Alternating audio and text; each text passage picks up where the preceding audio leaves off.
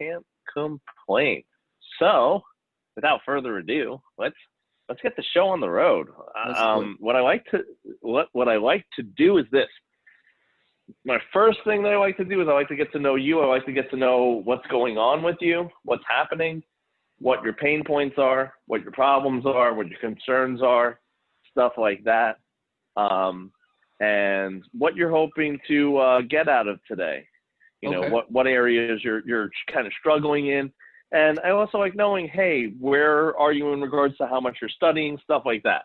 Okay, so I'm in California.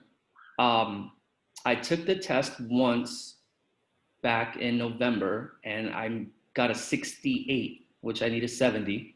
So I just missed it. You're there. Yeah. You're there. I know. It was frustrating. I didn't go right back into it, which I kind of feel now like I should have. I was planning to do it again like in March and April, and then everything kind of shut down, and now I'm getting to take it again tomorrow. Basically, where I'm at is I'm studying probably about, maybe now that it's getting close, maybe like 2 to 3 hours a day. I'm trying not to do too much and overload myself. Very, very smart. Yeah. What happens is this. What I'm going to tell you is this. Bottom line is, the biggest problem that people, one of the biggest problems I think people do is that they overstudy. Mm-hmm. You know, they go in and they're like, I'm going to study for 6 hours today. I'm like, oh dear God, no. I'm like, your brain's going to turn to mushy potatoes. You can't do that.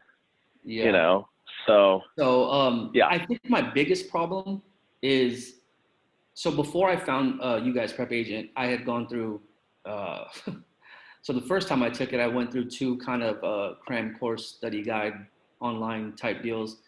And, you know, going into the test, I'm on their practice test, I'm getting 90, 92, 94%. So I was feeling really good. And when I got there, I felt like none of the stuff that I had been studying was actually on the test. And if it was worded in a way that I hadn't seen it, which kind of threw me off. That's, I think, my biggest problem, is the wording from the way I'm learning it now with you guys to maybe the way it's going to actually look on the test. Sure. I think that's my biggest thing, where, I mean, there are some where I'll draw a blank and I'll have to maybe mark it and come back to it and take my time and try to remember it. Or there are a few that I don't know that when I see it, I'm like, okay, well, I don't think I've ever seen that before. But for the most part, it's the wording of it. It's kind of applying the way I've learned it, which the thing I like about what you guys are doing is it's very simple. It's just like talking to somebody. I can kind of explain it and kind of understand it in a simple way. Whereas where I'm doing these practice tests on other places, other sites, or the way I kind of remember the test was the wording kind of threw me off in a way where I was like, you know what, I'm not sure. I think it's this, but I'm not 100% sure. And I'm sure that's what cost me the couple questions that I needed to not have to do it again.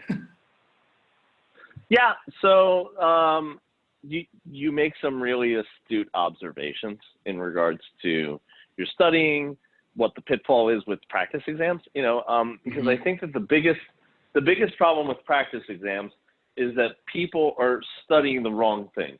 Like mm-hmm. what you should be studying is the vocab, mm-hmm. right? You should be studying the vocab. Whereas, so what happens is when you start doing practice test after practice test after practice test after practice test, you're memorizing the ebb and flow of the question. Yep. And it's like this. It's as if I'm a big hockey fan, mm-hmm. okay? And it's as if all I did was play game after game after game after game. And I said to someone, hey, why is my shot not improving? And they're like, well, you're just playing a game and you're not really practicing on the mechanics of your shot. Yeah, I got you. You know, that's basically what it is. You're just doing the real life thing. So it's like you kind of overcompensate with different areas. Do you know what I'm saying? Yeah. You look for contextual clues, you know. So what happens I felt like the first time, And what I was falling into maybe like last week or the week before I kind of got to you guys, was I was memorizing answers rather than actually learning why that answer was what it was. And I think that was my biggest mistake. And that's what I'm kind of trying to get away from these last couple of days. Just know the words, try to know as many words as I can, even if it's the way I remember it, and then try to apply it when I see it. Yeah. So I mean, look, you steal a little bit of my thunder, but honestly, like, you know the right medicine to take. Because here's the thing. What happens is this. I always make this statement for all of my students. I say, if you get a question right, but you have no clue why you got it right, it's the same as getting it wrong. Yeah. You know, so like I have people that they'll sit there and they'll be like, oh man, I got it right. And then they'll go, let's go to the next one. And then I'll be like, no. I'll be like, wait, what is it? And they're like, I don't know. And I'm like, they're like, I just saw the word summary. So here's a perfect example. Someone said, well, I saw the word summary and that's what I think of abstract or title. I just think of summary. I said, what if they worded it on the test as a brief digest? And that's it. They said, well, that's not summary. I said, well, what's a brief digest? And they said, I guess it's a summary. I said, exactly. I said, the problem is that if you saw a synonym for a word, you wouldn't identify that with abstract or title. You would simply sit there and go, I don't know what that is. Yep. I've never seen brief digest. That's my biggest thing. That's my biggest problem. So when's your test? Tomorrow. Okay. Yep. So what we're going to do is we're going to take you through a crash course where we're going to basically try to go through as much material as possible. Okay. So, and here's the reason why I still wanted to give you that information, because if you do not come out on top, you need to know what the game plan is going to be moving forward. Yeah. Right. So, and here's the thing. This is what I tell all my students. I tell everybody this. It is a brutal beast of a test. If you do not come out on top, don't worry about it. You and some of the best brokers in this entire country have failed it numerous times, if that's where you end up tomorrow. You know, and listen, if this was an easy test, I wouldn't have a job. So a little small part of me is grateful that it is a very, very difficult beast of a nasty test. So the other part of it is kind of understanding that and not letting that kind of dictate where you are. The other thing I want to ask you before I go into material, how's your anxiety? I usually deal with it pretty well. I remember doing it the first time and kind of going through. I was gonna go through and mark the ones that I knew were right, and then go back to the ones that I was questioning or wasn't sure about. And it hit me about half an hour into the test that what I had studied was not going to be on this test. And there was 150 questions. I think I marked like 6 or 7 that I knew were right. And anxiety hit me a little bit then, like, oh man, I don't really know this. Or if I do, it's worded in a way that I have never seen it. So that got me a little bit, but I was able to kind of just take a deep breath and say, look, it kind of is what it is. I'm going to do the best I can and kind of see where the chips fall. Going into it tomorrow, I kind of feel the same way. I kind of got to you guys at a time where maybe I should have done it earlier and I would have kind of maybe had a better understanding of it, actually learning it the right way. But I feel confident. I feel like I'm borderline. Like it can kind of go either way right now. I'm going to either get in there and what I know is it's going to translate to tomorrow and I'll get by, or the wording might throw me off again and I might come up a bit short. Yeah. And listen to what I'm going to tell you. The wording is the nastiest part of it. But what we're going to do is we're going to look at questions and we're going to go into like material and stuff like that. But I also know that in your, in your questionnaire, you filled out that you had a couple questions on like freehold, less than freehold. And you also said math. I know there's no math on the California state exam. Yeah, I just found, terrible. So when I took it the first time, there wasn't really any math. And I have a couple buddies that are, kind of just taking it or doing it. And they're like, yeah, really worried about the math. And I was thinking, well, maybe they added it. It's been months since I did it. And I just saw on your guys' YouTube, there was a comment, somebody, it was maybe a couple days ago, said, oh, there's no math. I'm like, man, I've been studying hours of this, trying to figure out the math, and I kind of wasted time on stuff that I didn't really need to do. And listen to what else I'm going to tell you too. And this kind of goes just with general studying tips, general things about, you know, taking care of yourself and your mental state of mind. Bottom line is this. When it comes to math or any subject that, like, let's say you're not really super getting it, or you need a break, or you need something, take your break, do your thing, do you, you know, because there's times when, there's times when I'm prepping for a webinar or I'm doing something and I'm like, oh, and I'm kind of dreading it. And then all of a sudden I'm kind of like, Stu, why are you dreading it? Like, why are you doing that when all you have to do is just kind of like, you know, go take a break, go sit down by the beach, do something, you know, go get yourself a nice dinner, you know, and sit down and kind of take a like that. Like now I'm kind of excited to get the chance to take it again. Like I've seen it. I wish that I would have taken it sooner. This is the second time, so it was more in my head of what I saw the first time, but I'm at the point now where I'm kind of excited. I want to see it again, and then if it doesn't go my way, I want to jump right back into it. So I'm not really fearing it. I just want to go in and see it and kind of see where I'm at. Yeah, you have a good attitude, and that's going to help you. That's going to help you with the you know, with everything. So what happens is this: it's better to have that mentality than to sit there and be like super stressed about it. So I think that you have the right approach. Like what I always tell my students is, if I had to go on a scale of 1 to 10, the two people I'm scared of the most with taking the exam is going to be that of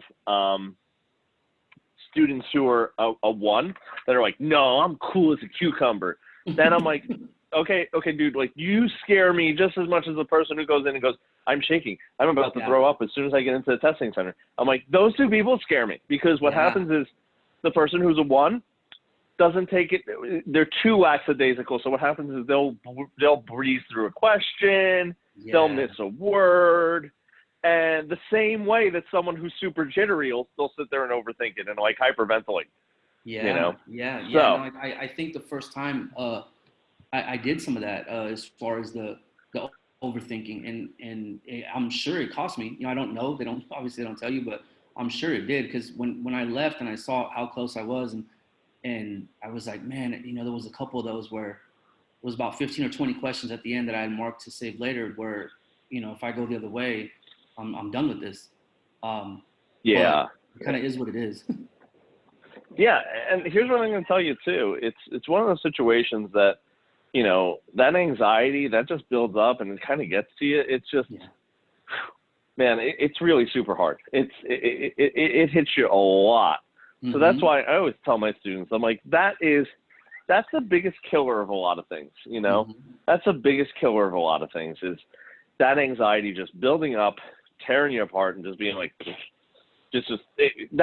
so the good thing is, if we tighten up a couple knowledge things and you go into it a little looser, I think that you have what it takes to pass. Because 2 points, here's the thing, I'd be concerned if you were 30 points away.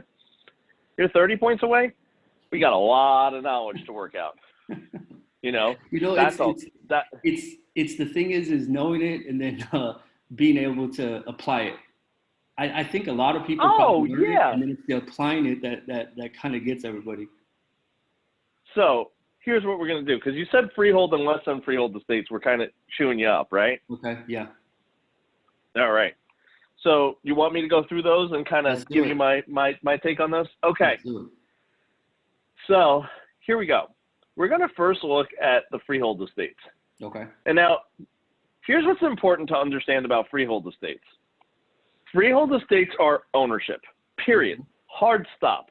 Every freehold estate is ownership, means every freehold estate has the full bundle of rights, period. Hard stop. What are the full bundle of rights? The full bundle of rights are your right to enjoy it as you see fit. What is it? It's there's an acronym, right? Jesus, see, I'm drawing a blank. There's a couple different ones. I use old cars, your fiduciary responsibilities when you have an agency relationship. Yeah. When we're talking about the bundle of rights, I use PUTEE, the right to possess, use, transfer, exclude, and encumber. Okay. So, and again, there's other ones you could use too. Some people say enjoyment, and I usually kind of bundle that in with the possession and use, right? And also the right to possess, use, and exclude, kind of, that's enjoyment right there. So the full bundle of rights you have in each one of these. So let me ask you this. What's a fee simple estate? A fee simple estate is, see, hold on, I'm just drawing a blank now. Okay, a life estate is a fee simple estate that's the one that carries the most weight, right? Like it's the where the owner has the most rights. Yes, most rights. So that's the right to possess, use. That's the highest form of ownership. Yes. It is only limited by, so it's only limited by the government powers. Yes. So that's the only limitations is laws, taxation, escheat, eminent domain, P, that kind of right? stuff. It's P. P, yep. The right to police powers, eminent domain, taxation, and escheat. Yeah. Okay. So PETE. Yeah. Right. Now, tell me about a fee defeasible ownership. What's fee defeasible?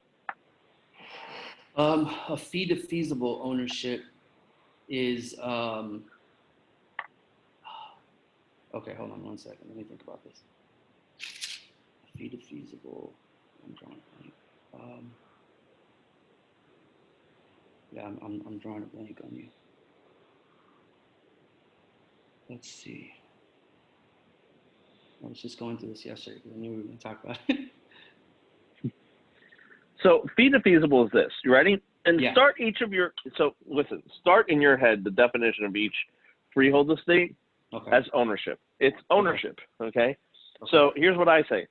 Fee simple. It's ownership, and its only limitation is that of the government powers. It's the highest form of ownership. Got it. Fee defeasible. It's ownership, and it is ownership that is based on a condition. So, like, you own it. The alcohol, right? Yeah. So, like, if you sell alcohol here, then it reverts back to me. Okay. So what happens is this. That's ownership that's based on condition. Listen to what I'm going to tell you. There's actually like a key word in here. So defeasible actually means that it is defeatable. Okay. That it is defeatable. So basically, it basically says that your ownership, it's ownership that could be defeated on the occurrence or non-occurrence of something happening. Okay. That's literally the name of it. Fee defeasible means defeatable fee. Make sense? Yes, I got it. All right. Life estate. Talk to me about life estate. One of the more complicated ones. It's ownership for a person's life, for the duration of a person's life. And it could be based on the life of someone or something. So it could be based on the life tenant, right? The one who's living, who has the. Yes. Okay. So those are the freehold estates. Any questions for me on those? No, I get it. All right. It's simple because here's the thing. If you remember that it's ownership, every question that you get is going to be easier. So if you know that a life estate is ownership based on the life of someone or something, boom, that's what it is. Ownership with that condition. Okay. Fee defeasible, defeatable fee. So let's go to our Weston freehold estates. So why don't you tell me, okay? So I'm going to give you the overarching theme of the Weston freehold, okay? Basically, I just told you up top that the freehold estates have the right to possess, use, transfer, exclude, and encumber. So the full bundle of rights is being transferred, okay? Now, in a whatchamacallit, in a less than freehold or a leasehold estate, what happens is this.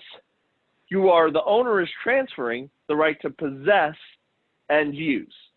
So they're giving to the tenant or the lessee the right to possess and use. Okay? So tell me this. What is an estate for years? It's for an amount of time. It doesn't have to be years. It's just for an amount of time. Sure. So like a weekend rental, week-long rental, a month, a 6 month, whatever it is. Rental, right? Is what I heard. What was that? A vacation rental? Yeah, of course. So like if I go and rent a property down at like a beach community and I rent it for a week, I do that a lot. I go down to a beach community, I go down to South Carolina. I'll go there with my wife and I'll be like, oh yeah, let's go rent a house for a weekend. Let's go rent a townhome, stuff like that. Then what happens is this. They have situations like that where they just rent it out for the week, and that's an estate for years. It will be classified as that. I have the right to possess and use it for that week, or that weekend, whatever the case may be. So what's a periodic tenancy? What's a periodic tenancy? It's a lease that it continues like successive periods of time. Periodic estate. It's like so here's how I define it. You ready? Yeah. This one is from period to period. It auto renews. So classically, that's your month to month. Okay. Right. Okay. That's your month to month lease on a classic, endeavor there. So that is a periodic estate. Now, what about a tenancy at will? It can be terminated at any time by the tenant or the landlord. Okay, it could be terminated at any time by the tenant or landlord. Let me give you a scenario. Let me ask you what you think of this. So I have an estate for years that ends on August 1st. Okay, and before August 1st, I go to my landlord and I say, hey, my wife and I, we're buying a home. We do not know when it's going to necessarily end. Okay, don't know when this is going to necessarily end. So we would like to, my wife and I, we don't know when we're going to close on our home, not when this is going to end. We know when it's going to end. It's going to end August 1st. I told you that.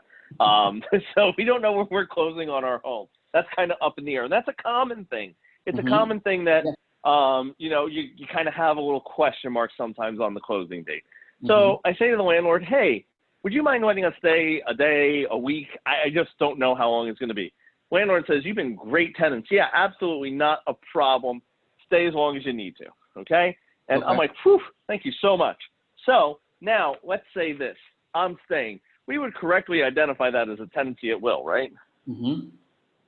Okay. Now, let's say my wife and I have been tossed around by attorneys, title companies, all that kind of stuff, and we do not have a clear closing date. And it's been a month. And my wife says to me, hey, honey, you haven't paid the landlord, and we've stayed here a month. We should really give him rent. And I say, you're right. Landlord's been super nice. And I go to the landlord, knock on his door, and say, here's some money for the last month that we stayed here. He accepts the money. Do I still have a tenancy at will?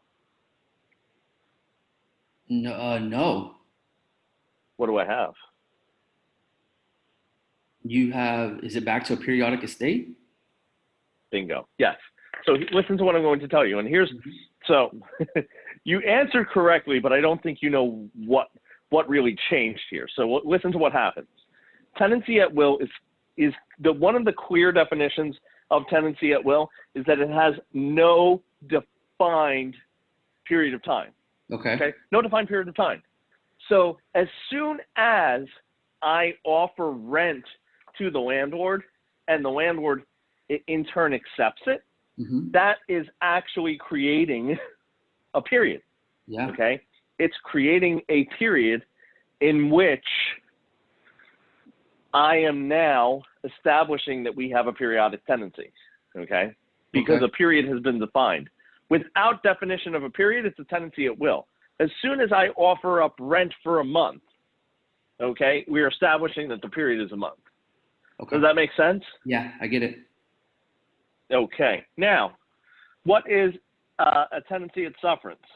That'd be if you didn't pay him. That means you didn't pay him. He wants you out. Yeah. Right? He wants you out. He wants you out. He wants you gone. Okay. Yeah. So someone's suffering, and it's usually the landlord. The landlord, yeah. Okay. Deadbeat tenant. That's what we usually call that. Okay. So, did that help you out with the less than did. freehold and freehold estates? It did.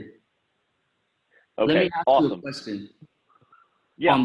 On the difference between tenancy at will and periodic estate. So you went and you paid him once the month was over, and that puts you back in a periodic estate. Now, let's say 10 days after that, you closed on the home and you were going to move out and you didn't finish the next month.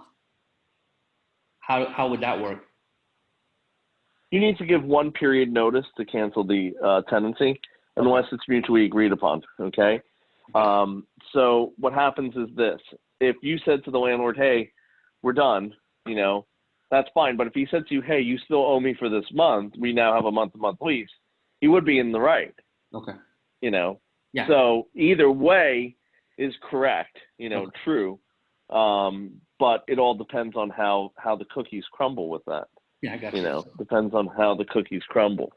So that being said, what other areas did you want me to necessarily go over like this, or do you want to just say, "Hey, just give me whatever you got. Let's take a look at what we have"? Yeah, just whatever you got. Let's go through it. Done, and done. We're going to go through a national exam on prep agent.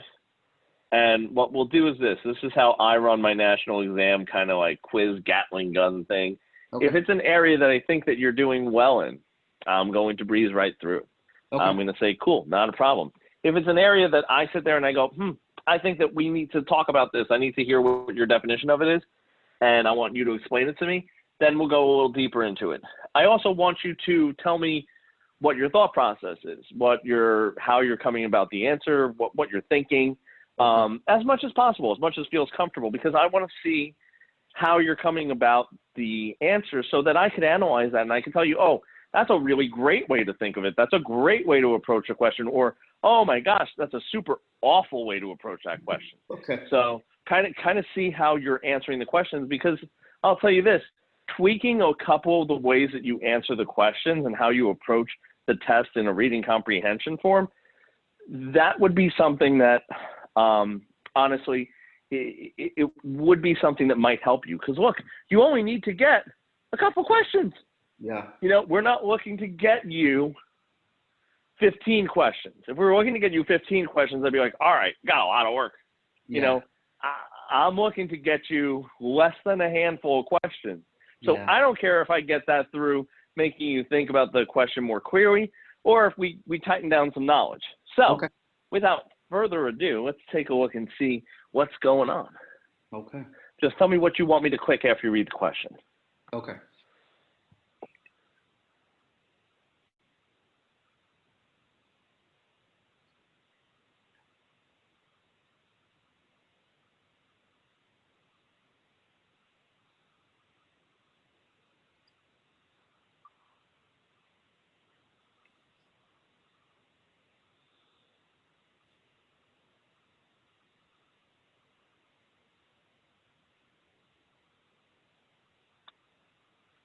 Okay. So I read it. The first thing is that I'm thinking is the type of listing it is. Exclusive authorization and right to sell, which usually means that the broker or the agent doesn't have to be the one to sell it to get paid. Sure. The owner dies, so his designated administrator decides not to sell the property.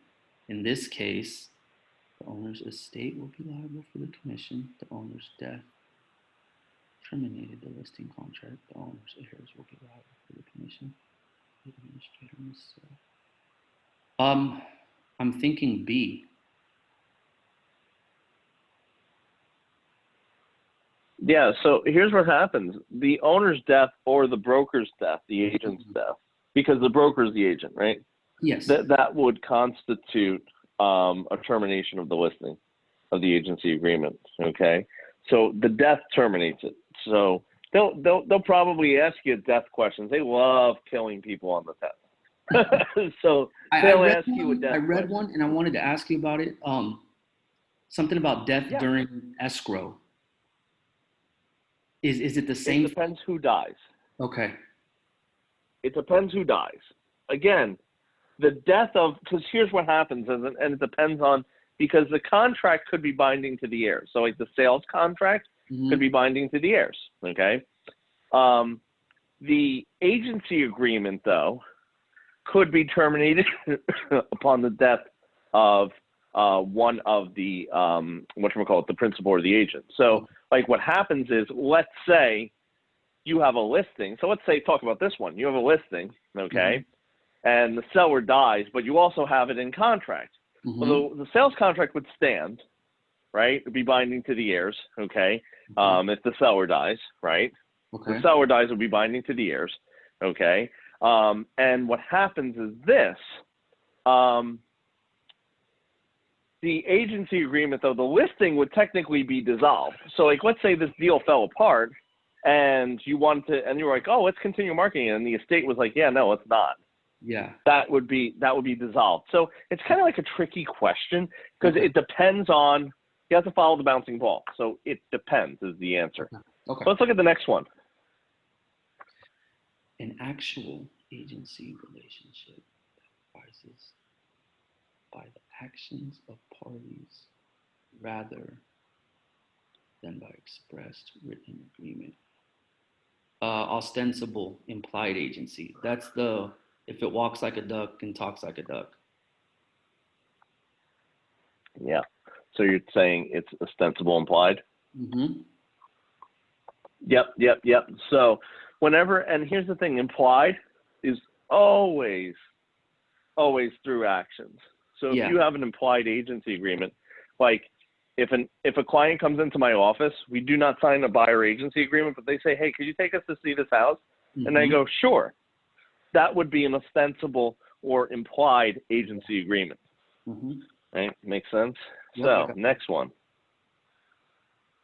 On a settlement statement, prorations for real estate taxes paid in are shown as, on a settlement statement,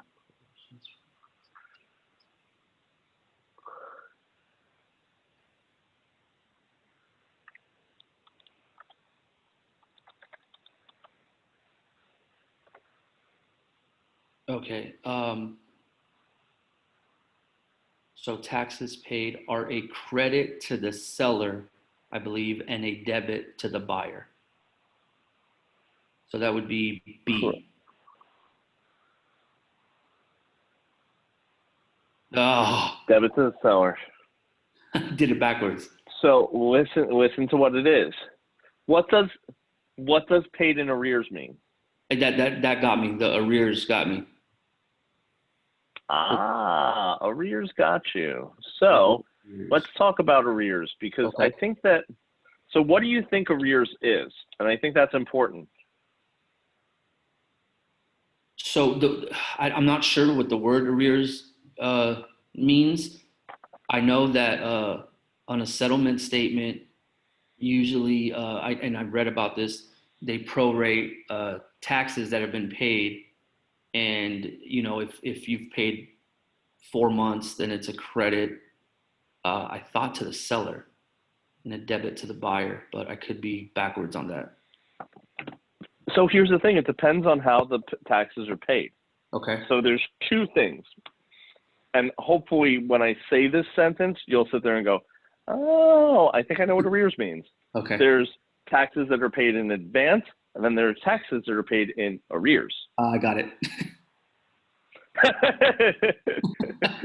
Now do you understand why it's that way? Yep. Yeah. Arrears is kind of like behind you. Taxes paid in advance or paid up ahead. Arrears is kind of behind you.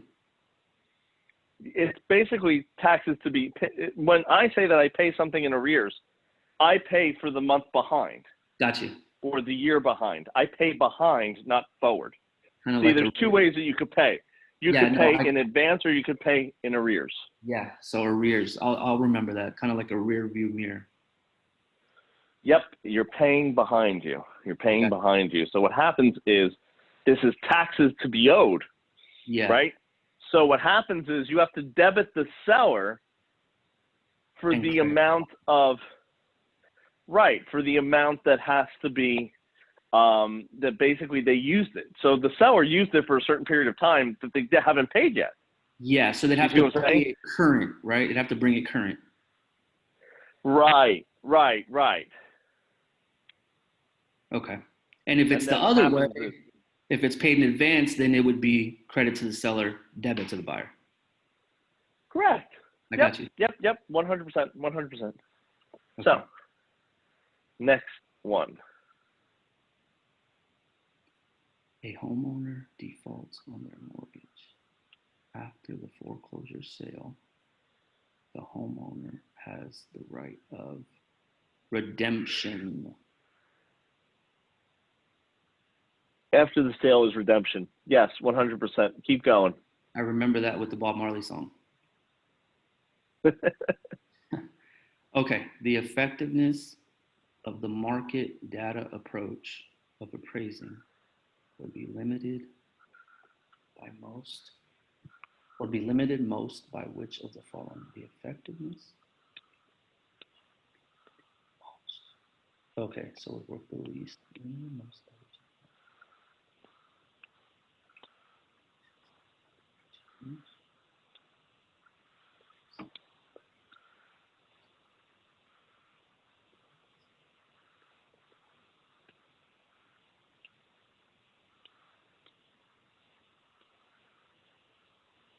I would say C, the differences in the comparable property. Let's see. Oh. The economic. So let's read this. The effectiveness of the market data approach of appraising would be limited most by the following. You chose the differences in the comparable properties. Mm-hmm. And the correct answer was the economic conditions that rapidly change. Okay. So we're talking about the effectiveness of the market data approach. So let's talk about this. What is the market data approach? Like, tell me what that is in your own words. So the market data approach would be seeing the value of comparable homes. To get the value of the home you're appraising. So important is this. So tell me a little bit about the comparable homes.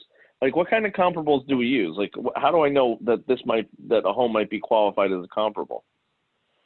Usually that have been sold within the last 6 to 9 months.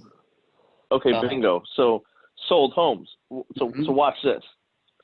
Let's say I have a market that every week seems like the prices are jogged up by bidding wars. What happens is I would only be able to look at closed comparables within the last 6 to 9 months, right? Mm-hmm. So what happens is if I'm looking at sold comparables, then what would happen is this. If the market rapidly changes, the effectiveness of the market data approach would be compromised, as opposed to, when you have differences between the comparable properties. Because here's the thing, you're going to be adjusting the comparables to the subject no matter what they are. Does that make sense? Yeah, okay. Yeah, no, I got you. All right, let's keep going. Okay. With a tenancy for years.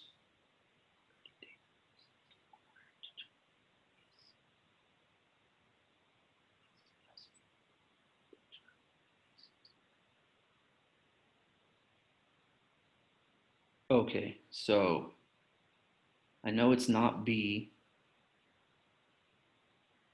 The term of the lease must be for at least 1 year. I know it's not C, so it's just going to depend on if a notice is required to terminate the lease or if no notice is required to terminate the lease. Okay. God, I've gone through this.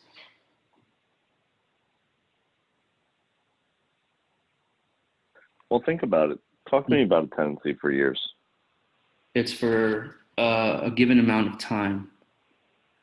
Okay. Like you said, vacation rentals, stuff like that. Yep. Okay. So we were just talking about this. Mm-hmm. So what do you think is the right one? You think that you need to give 30 days notice? The lessee has a freehold estate. Well, let's cross that out because they don't have a freehold estate, It's right? not a freehold Right. estate. So which ones are you tossing up between? Which ones are you struggling? A and D. So C and D? No, A or D. C, I don't think it has to be at least a year because a vacation rental is not a year. Right. So it's A and D, right? So you say 30-day notice is required to terminate the lease. Okay, or no notice is required to terminate the lease. Mm-hmm. Which one are you leaning towards? I'm leaning towards D. Sure, let's go with it. It's the right answer. There you go. Because think about it. If I have a weekend-long lease, then you give a 30-day notice. Do I need to give them notice? No. No. I mean, no, because we have an end date. Like it's gonna end. I got you. On Monday. Like that's why you have an end date, right? So that's the whole thing. With a periodic tenancy, you need to give 1 period notice. Okay. Next one. I got it. Oscar, Andrew, and Douglas are joint tenants owning a parcel of land. Douglas conveys his interest to his long-term friend Joe. After conveyance, Oscar and Andrew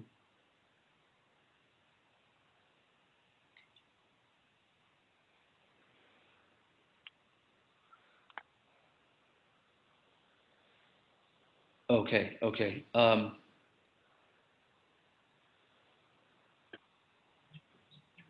Continue to be joint tenants with Douglas. No. Become joint tenants. No. I'm gonna say D.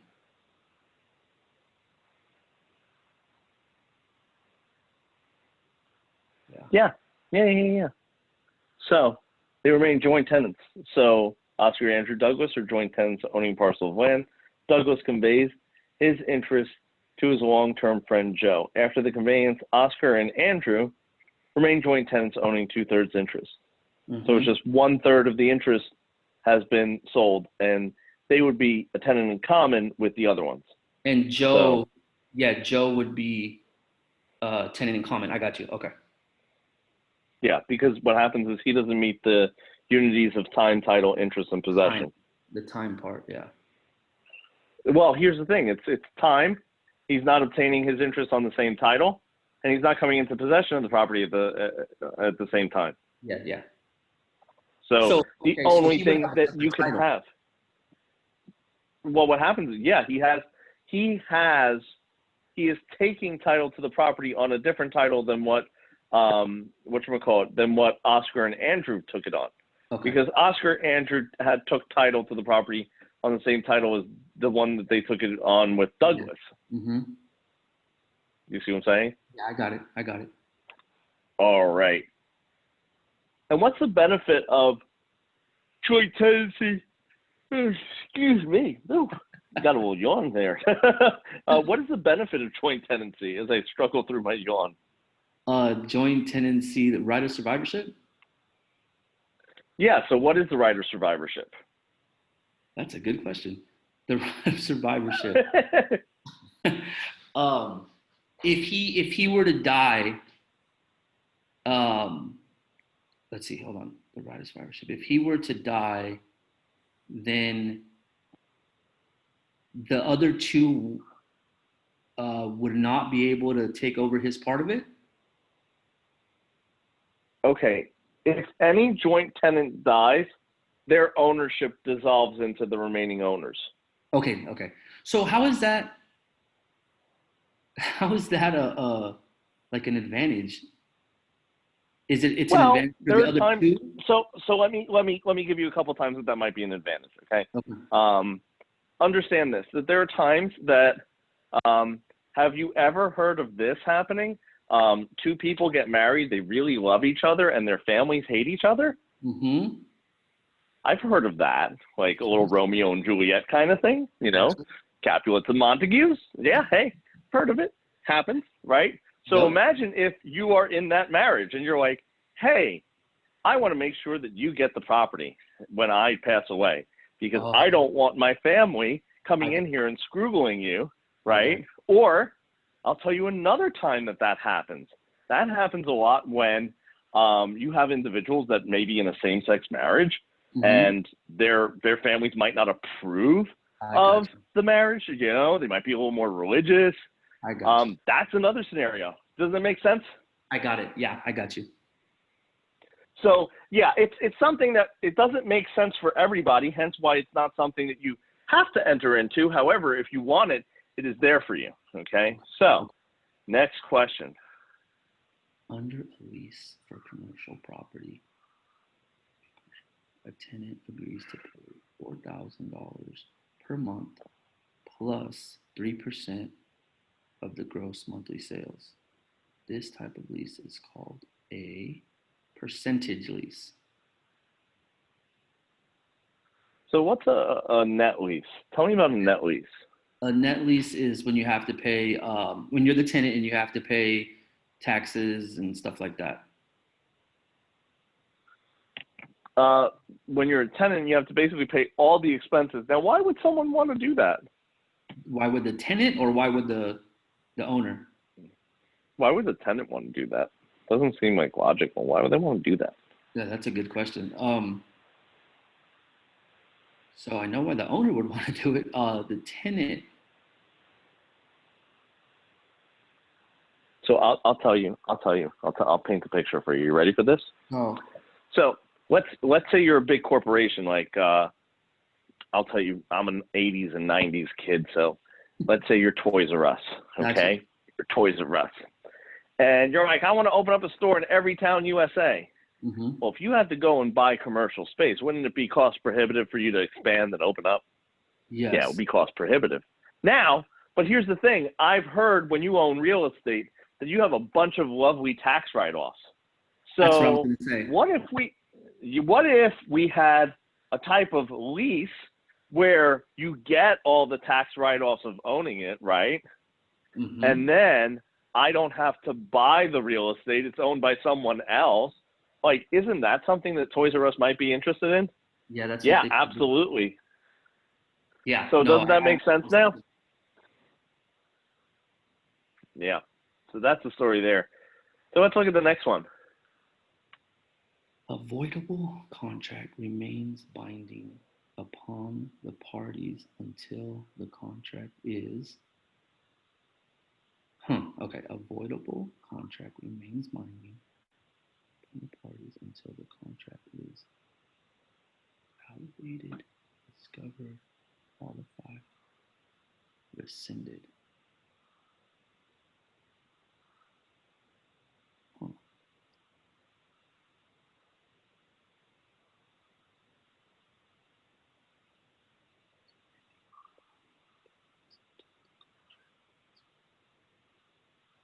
Okay, so I know avoidable contract. I learned it. You signed to buy a red house and it's blue, but you still have the choice to take that blue house. So what do you think it's? Upon the parties until the contract is rescinded, invalidated, discovered, or qualified.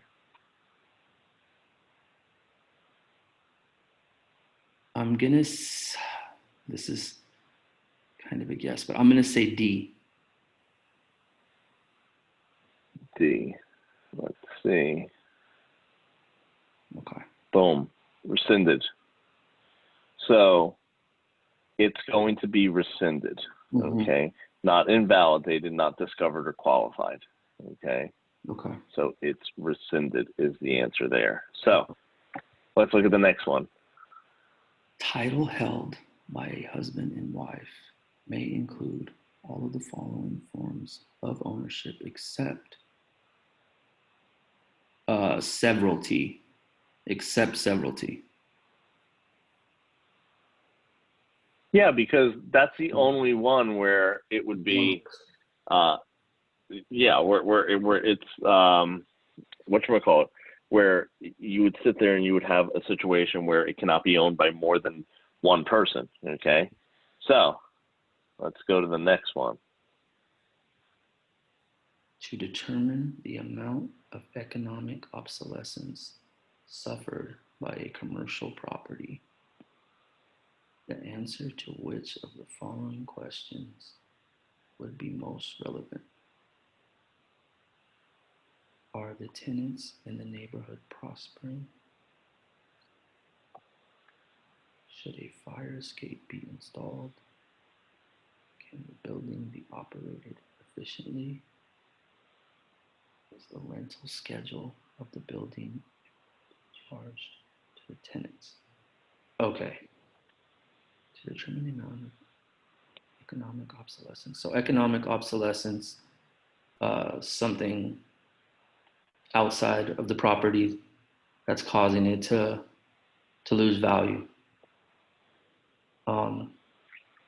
Suffered by a commercial property, the answer to which of the following questions would be most relevant?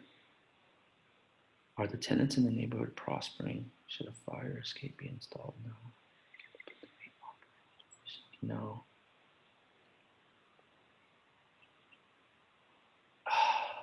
I'm going to say A.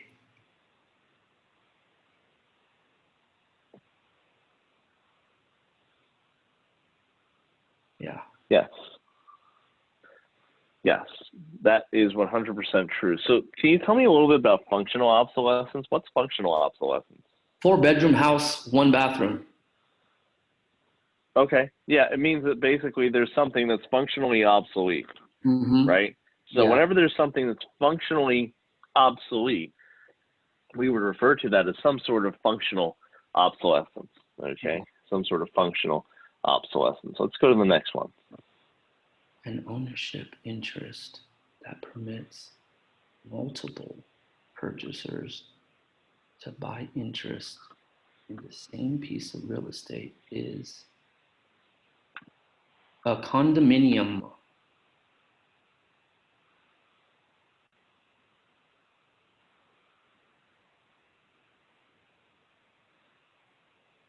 Condominium? I don't know about that one. Hold on. Oh, a timeshare. Okay, well, I haven't learned about timeshare. Think about it. So let me go into this for you. You ready? So an ownership interest that permits multiple purchasers. So purchaser 1, purchaser 2, purchaser 3, purchaser 4 to buy interest in the same piece of real estate.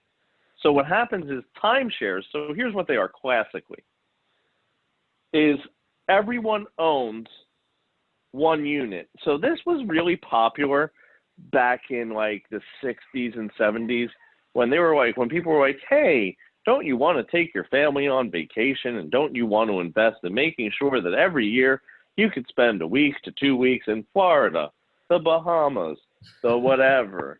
Okay, what happened was people would buy timeshares because they were like, part of the American dream is owning a home and being able to take your family on vacation. So why aren't you investing in this? So what would happen is they would traditionally say, okay, here's a house. We're going to be buying this house, and everyone's going to get 1 week out of the year where they could use it. Okay?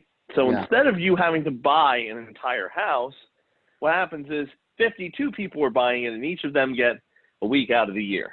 That's a timeshare. And that's how it would work in a perfect world where everyone would have a different week that they wanted. Problem with timeshares is that everyone wants the same week. So, next question. The term boot would probably be considered in connection with. Oh, this is not something I don't think I've seen. Boot.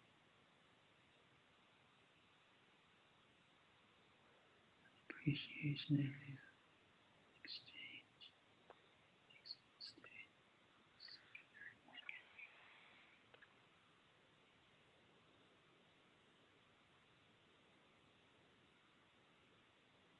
I'm gonna say D.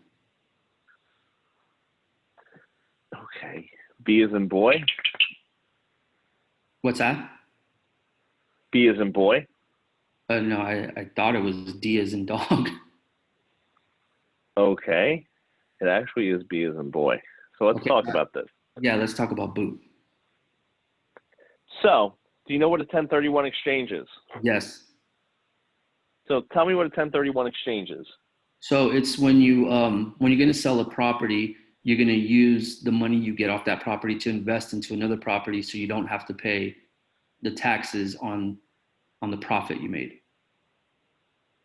Right. So you don't have to pay taxes on the profit or the capital gains. Okay. You're basically deferring or using as a tax shelter the exchange for, basically a shelter against, any kind of taxes you would owe on the capital gains. Now, Okay. here's what happens is if you purchase a property, if your second property is less than what the gains is, so let's say the gain is 200,000. So that's the capital gain is 200,000. Okay. And you purchase a property that only requires you to take out 150,000. The extra money left over, the 50,000 will be referred to as the boot for like an exchange. So that's what it is. And now tell me this: you chose secondary market. What is the secondary finance market? Why don't you tell me a little bit about that? That'd be like Fannie Mae. They purchase loans, right? Yep, 100%. So that would be Fannie Mae, Freddie Mac, Ginnie Mae. Okay, Yeah. so good stuff. Okay, so that's why I realized that you totally didn't know it, because you were just kind of like shooting in the dark, and you knew what secondary market was, but you had no clue what boot was. Yeah. So boot. So my question is the leftover money. Does the person get to keep it? The boot? Of course, they get to keep it. They will be taxed on the boot if they take it out. Yeah. Okay. So if once that hits their account, they will be taxed on the boot. Okay. So yes. So next one. Which of the following liens does not need to be recorded to be valid?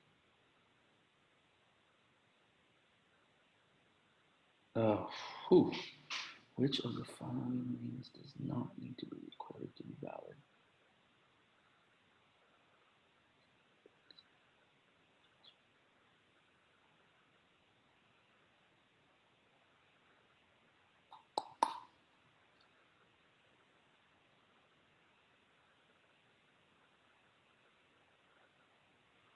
So I don't know what a material means lien is.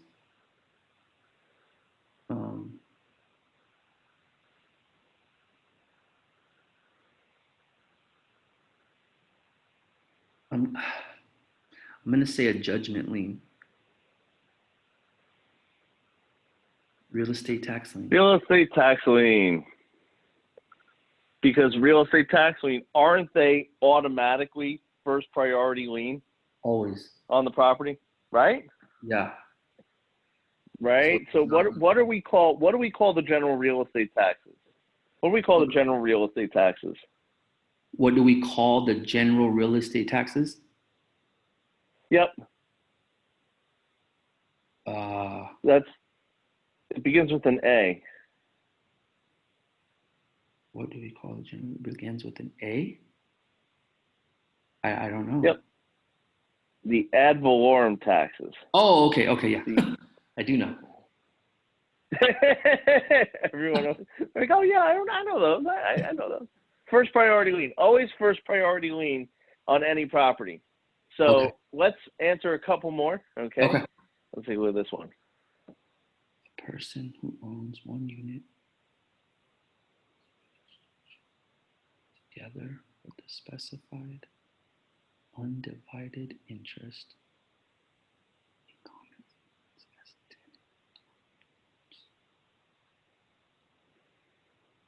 tenant. That would be a condominium. I was going to say something. I was going to be like, you might want to go back to one of your old answers. So that's definitely the textbook. Listen, and here's the thing. If you could just remember, this is a textbook definition of a condominium. Okay. Yeah. That was a textbook definition of a timeshare. Okay. And I'm glad that you came to it without like me giving you a hint. I wanted to, like, I was going to give you a hint, but then I was like, you know what? No. Let me see if he gets it. So good job. Let's look at this one. Okay. Timothy owns a 20-unit income property in Madison, Wisconsin. And he added a pool. He also owns a 20-unit income property in Yuma, Arizona, and he added a pool there as well. Because of the climate, the pool had a greater effect on the net income in Yuma than it did in Madison. This is an example of the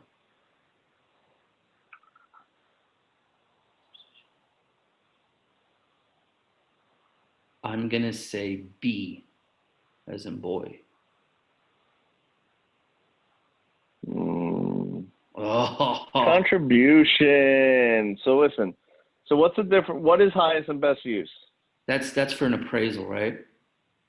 Yep. So that's for an appraisal, 100%. But what is it? What does it mean? Like if I say, hey, we're going to consider the highest and best use. That would be the most you can get out of the property.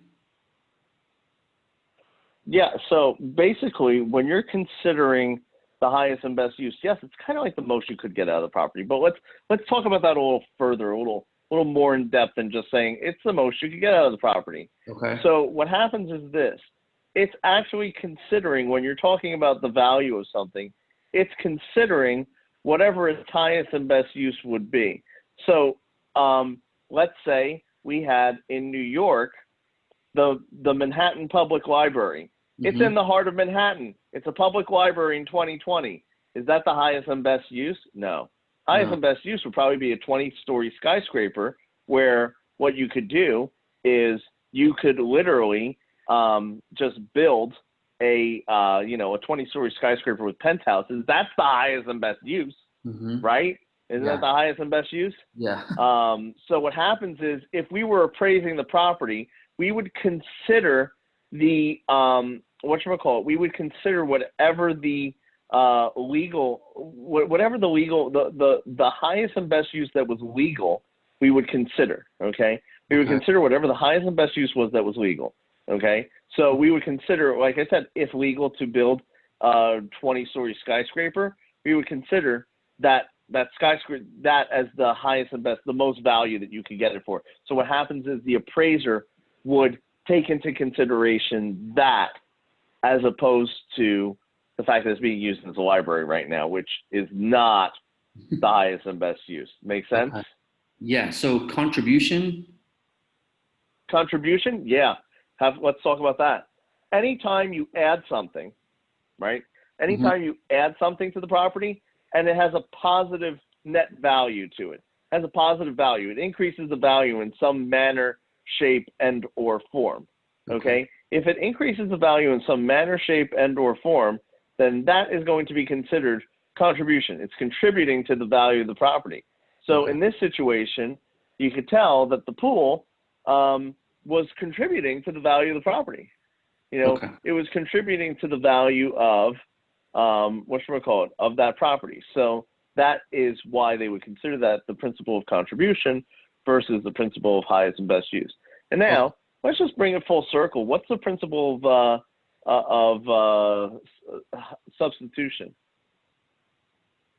The principle of, okay, so let me see. Regression is big house, small houses around it. Progression, small house, big houses around it. Substitution. I don't know. Okay, so let's talk about this. This is when I go up to the bartender and I say, hey, I'll have a Heineken or a Corona, whichever one is on special right now, whichever one's on special.